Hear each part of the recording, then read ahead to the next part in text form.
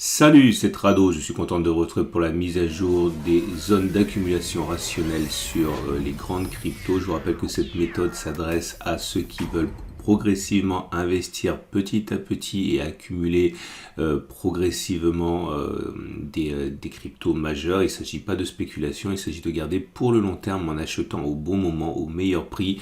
Et c'est parti pour Bitcoin. Alors Bitcoin a connu une semaine absolument, enfin même pas une semaine, un vendredi apocalyptique, puisque par rapport à jeudi, la perte s'est avérée être de 25%, une cure d'amaigrissement d'un quart pour Bitcoin. Si on regarde depuis les plus hauts du 10 novembre, eh bien la chute est évidemment beaucoup plus apocalyptique. On a perdu 40% de la valeur. Et sur la dernière semaine, simplement, on voit que la baisse a été là aussi très significative avec un tiers de la valeur. Néanmoins, c'est une excellente nouvelle pour ceux qui voulaient et ceux qui veulent accumuler progressivement du Bitcoin, la première crypto au monde en termes de capitalisation, puisque vous pouvez le voir, ces zones qui n'ont pas changé depuis la semaine dernière ont permis de poser des épuisettes et de récupérer à vil prix des unités, des fractions de Bitcoin, puisque depuis les plus bas, eh bien, atteint avant-hier, hier, on a déjà eu un rebond de 22%. Est-ce que cela veut dire que c'est la fin de la baisse? Rien de moins sûr, mais de toute manière, on s'en fiche quand on est dans une optique d'accumulation rationnelle. En tout cas, les zones d'accumulation ne changent pas. Un retour sur les 48 300, 48 780 ou un retour sur les 45 200, 44 800 ou un retour sur le support des 40 580, 39 600 et enfin un retour sur le support hebdomadaire des 34 600, 40 28 800 serait absolument fantastique en termes d'accumulation. Donc personnellement je mets des ordres d'achat, je programme des ordres d'achat dans ces zones que j'ai évoquées. La tendance de long terme est préservée, on est au-dessus de la M200, par contre la tendance de fond sur Bitcoin est maintenant baissière, on est au-dessous de la M50 qui descend. Évitons d'acheter aux alentours de la résistance journalière des 59 300 ou de la résistance des 53 200 ici, puisqu'on risque d'avoir un tir de barrage sur les résistances. Regardez les bougies Aiki-Nashi qui montrent que pour l'instant, il n'y a pas de pression haussière, bien au contraire, la pression est toujours baissière avec des bougies rouges sans mèche haute. Ça montre bien que les baissiers et les vendeurs sont toujours aux commandes. Et on passe à l'Ethereum, deuxième crypto la plus importante en termes de capitalisation. Et là aussi, la baisse de vendredi a créé énormément d'opportunités, puisque entre la clôture de vendredi et les plus bas de samedi, on a perdu 20% sur l'Ethereum. Et regardez là aussi, comme le fait d'avoir programmé à l'avance des zones d'achat en reposant sur des supports très simples, et bien permettait de bénéficier d'un remplissage exceptionnel d'épuisettes. Regardez le support journalier ici, les 36, 70, 33, 80, qui a été une zone de résistance, une zone de congestion qui a été cassée. Donc il y a vraiment rien de compliqué dans les zones que je vous propose. Ces zones-là, tous les analystes les voient. Et regardez depuis les plus bas de la séance, eh bien la progression a déjà été de 20% dans l'autre sens. Alors, on est sur une zone de support hebdomadaire ici, une zone sur laquelle déjà des traders, enfin des accumulateurs, peuvent rentrer en action. En particulier la zone ici des 4000, 3950, puisque c'est une zone de support hebdomadaire et une zone de support journalière. Et puis bien sûr un retour sur le support journalier des 36, 70, 380 pourrait faire l'objet également d'accumulation. Alors je réponds à une question qui m'est souvent posée, qui est le fait de savoir, de pouvoir agir très très vite, puisque ces attaques se font véritablement en l'espace de quelques heures voire minutes.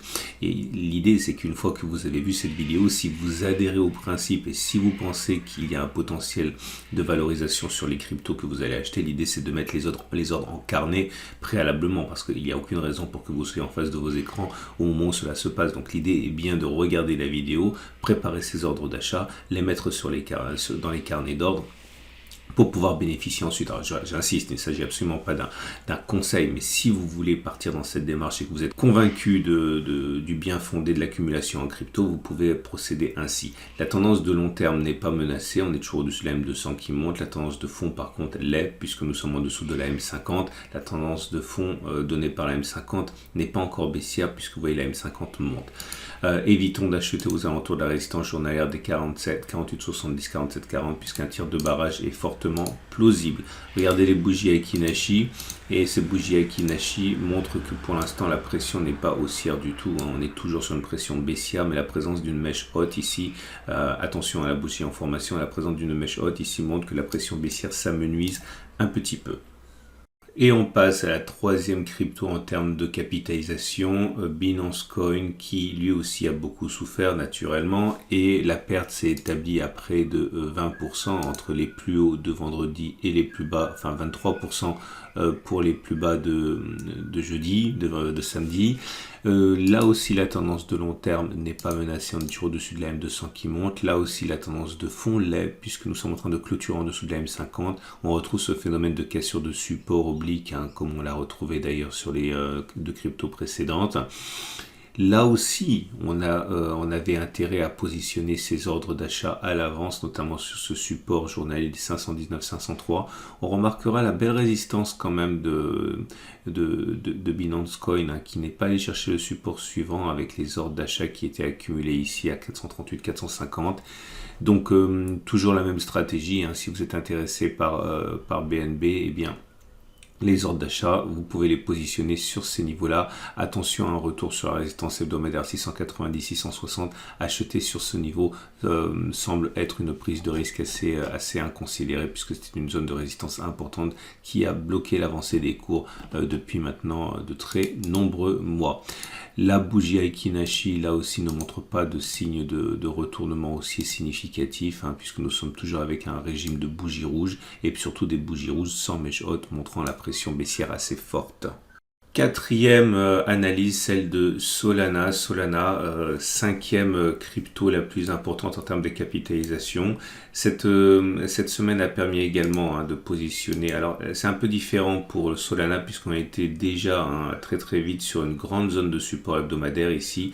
Il était légitime de positionner des ordres d'achat tout au long de cette zone, puisque l'épaisseur de ce support en fait quelque chose quand même de plus de 20%, mais c'est ainsi, donc on peut envisager, puisque toute cette zone est une zone de support, de positionner par exemple des ordres d'achat tous les 5 ou 10%.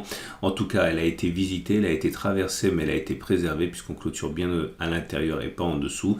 La stratégie reste la même pour la semaine suivante qui vient. Ceux qui veulent acheter dès maintenant, accumuler dès maintenant du Solana peuvent le faire, et également positionner des ordres d'achat tout au long de la descente éventuelle. Attention aux achats sur la résistance 231, 236 ou 247.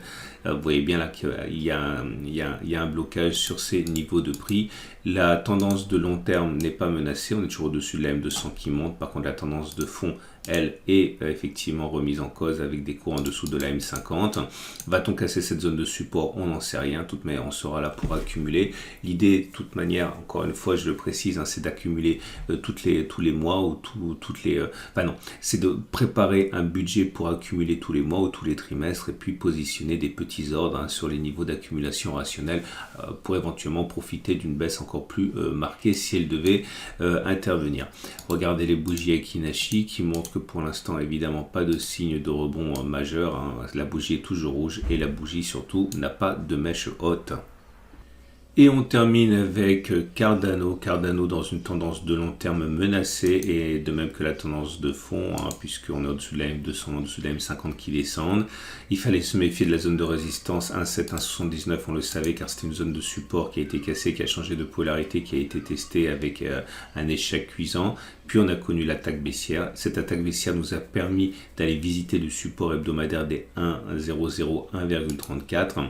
Le prochain support, s'il devait être cassé, celui-ci serait le support des 0,84, 0,70, correspondant à une zone de support assez ancienne. Là aussi, je pense qu'étant donné l'épaisseur de la zone de support, ceux qui veulent accumuler du Cardano peuvent s'y prendre en plusieurs fois. Par exemple, un ordre à 1,33, un ordre à 1,17, un ordre à 1,01, et bien sûr des ordres en dessous à 0,83. Ça peut toujours être visité, on ne sait jamais, dans un accès de faiblesse. L'attaque baissière a été là aussi naturellement violente sur la séance de vendredi, puisque les cours ont perdu jusqu'à 30% par rapport à la 28% avant de se ressaisir. Là, pour l'instant, par rapport au plus bas, on en est déjà à plus 20%. Et nous avons une pression qui est baissière pour l'instant avec les bougies Aiki-Nashi qui témoignent de bougies rouges sans méchose. Vous avez un tutoriel juste en dessous hein, pour découvrir comment fonctionne l'Aiki-Nashi. Donc on l'aura compris, hein, aucune raison de penser que la baisse soit terminée. De toute manière, on s'en fiche, on accumule si on est convaincu du bien fondé du principe. Voilà ce qu'on pouvait dire pour ces 5 cryptos majeurs. Si vous avez aimé, eh bien, je vous invite et je vous remercie pour le like que vous mettrez éventuellement. Vous pouvez également vous abonner à ma chaîne YouTube pour ne pas louper la mise à jour, puisque vous avez la mise à jour qui est faite toutes les semaines. Attention, les règles de trading également et d'investissement sur crypto sont les mêmes que pour tous les actifs, les actions, les indices, les matières premières. Si vous êtes nouveau dans le domaine du trading, je vous invite vraiment à regarder les autres vidéos que je produis. Ne vous laissez pas effaroucher par le fait que ce soit des actions. Le trading, ça fonctionne pour tout ce qui a un prix. Donc les méthodes que je partage avec vous dans le cadre du trading agressif sont valables également pour les cryptos. Donc et ça, il y a des vidéos tous les jours. Et pour la dernière chose, hein, n'hésitez pas encore une fois à revenir régulièrement regarder cette vidéo au fur et à mesure que l'on évolue cette semaine. Si vous ne mettez pas vos ordres à l'avance dans les carnets, vous voulez éventuellement profiter des soldes entre guillemets, hein, si vous êtes convaincu par un projet et que les cours se rapprochent de vos zones d'intervention. Voilà, si vous voulez avoir les mêmes graphes que moi, vous avez la possibilité d'ouvrir un compte gratuit hein, avec mon partenaire ProRealTime. Vous avez un lien juste en dessous de la vidéo pour le faire, c'est gratuit. Donc à samedi pour la mise à jour et à tout de suite pour ceux qui veulent découvrir d'autres formats pour apprendre le trading.